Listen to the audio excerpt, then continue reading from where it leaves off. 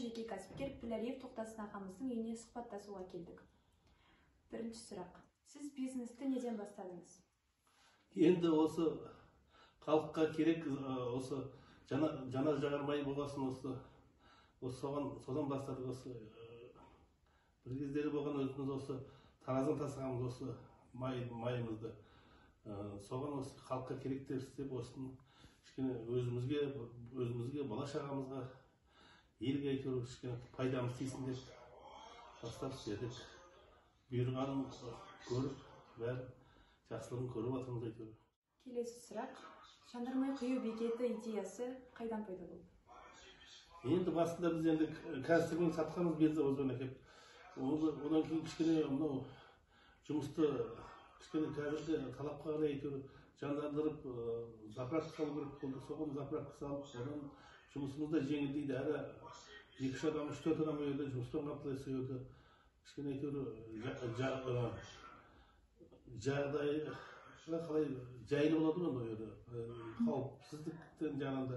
Соған байланысты әйтеуір заправка салып, кішкене осы ауылды, елімізді Қазақстан өркендетуге осындай жолдармен осындай кредит алдық.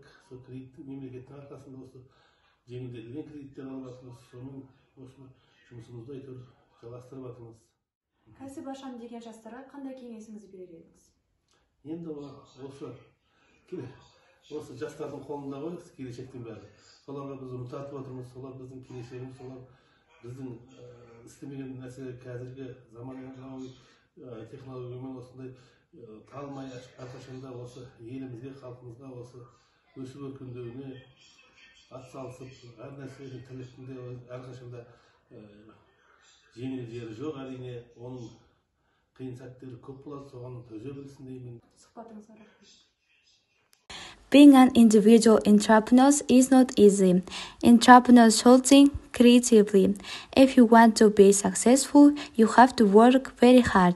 Starting your own business can be exciting and it can become a well-rewarded experience. The entrepreneur that I interviewed uses his experience, quality, ideas, skills, and became successful.